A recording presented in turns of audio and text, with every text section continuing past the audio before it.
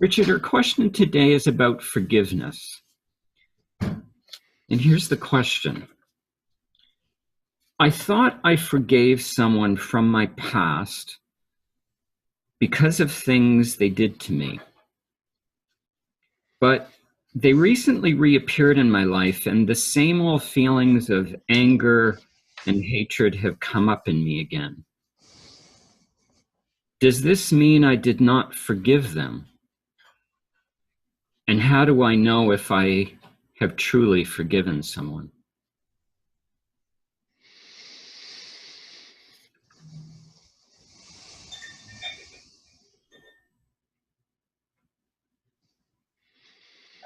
Sometimes you want the person who asks these questions actually here with us, don't you? I mean, what I would say if they were was, what do you think? And I imagine that the discussion would come round to their apprehension that they hadn't, because how can you really, if then when you re-meet, the same feelings of blame, guilt, and the resultant anger and hateful thoughts and so on are present. So, you know, I think that human beings are amazing. We're wonderful. I mean, whatever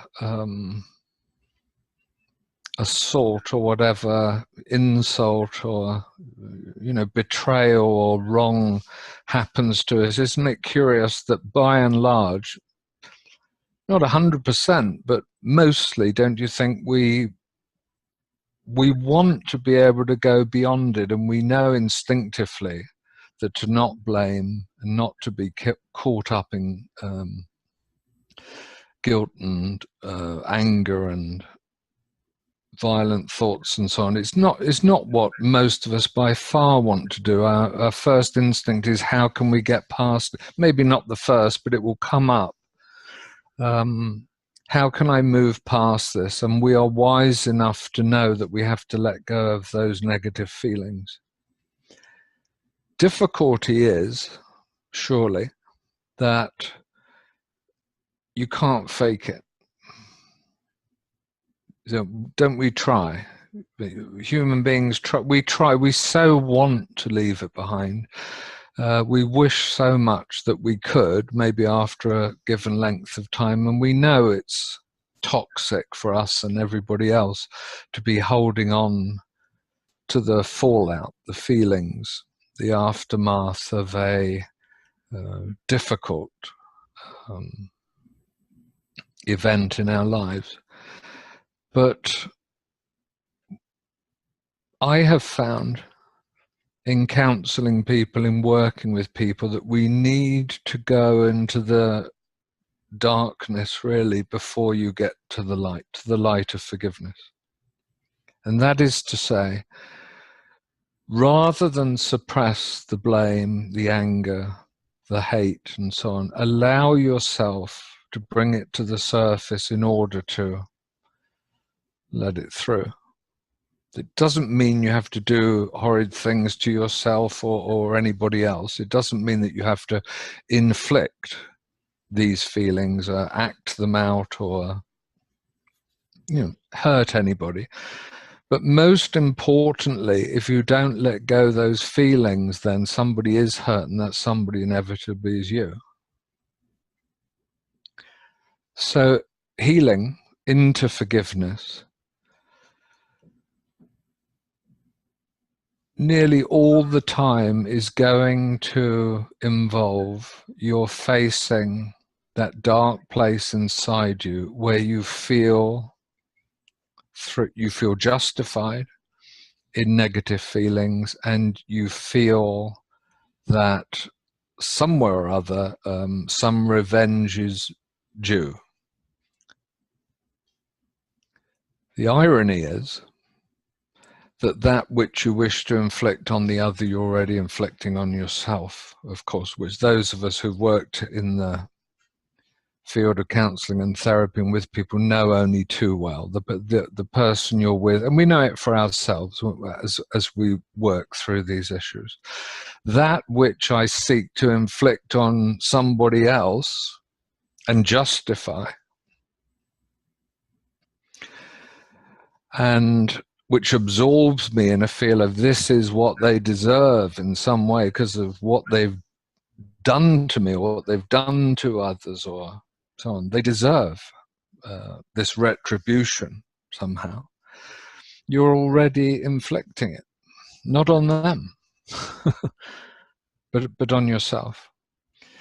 So there's no shortcuts to forgiveness. You have to get right to the bottom of the tar barrel. You have to find a safe place with somebody who's wise and open enough and who's not going to take sides and is not going to pressure you to amplify or intensify your negativity, but neither are they going to encourage you to forgive too soon, before you've got to the bottom of the tar barrel, before you've vomited it out, thought it out, expressed it out, felt it, and in feeling it, released it out, outwards from you, so that you're not the one suffering on behalf of the one who, again, deserves to suffer for what it is they did. All of this, of course,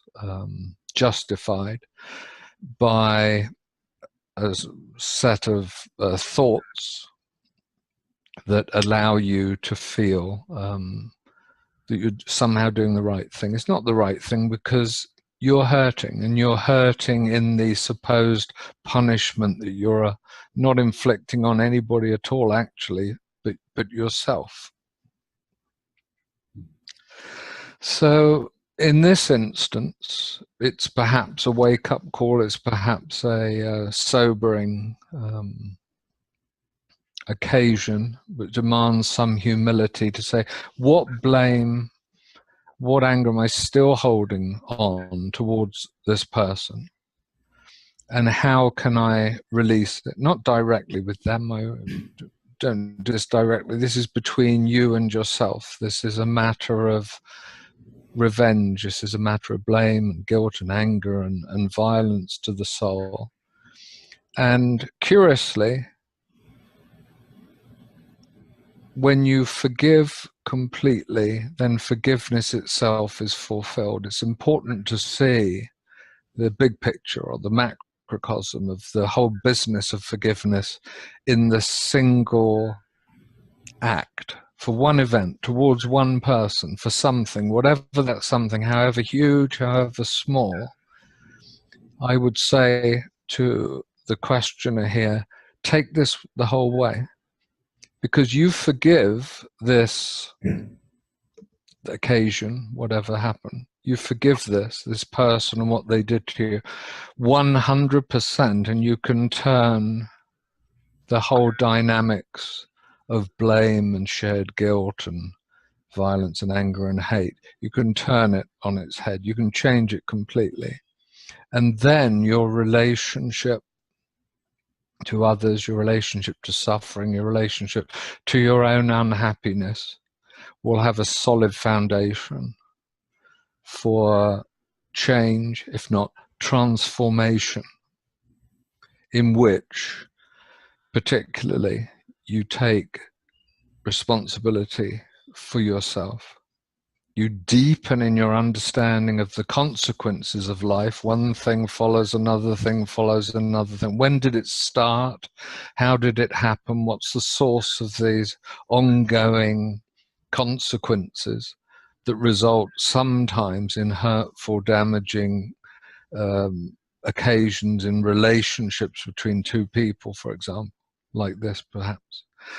And in the end, you see the futility of it, don't you? You see the futility. I can blame you for doing something to me, but when you open up the field, when you open it up further, how is it that person did that to me, and how is it I have reacted in that kind of a way?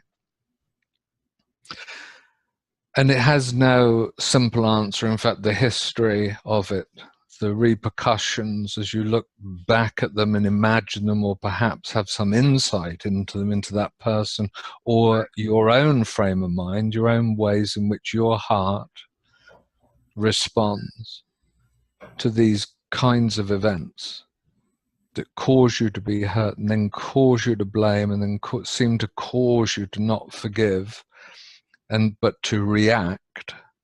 That whole figure, that whole structure can be a vehicle for transformation.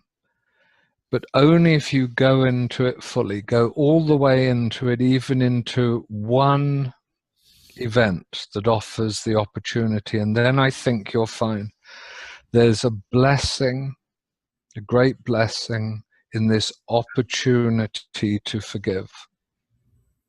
Find a way to rise to it so that you can find freedom.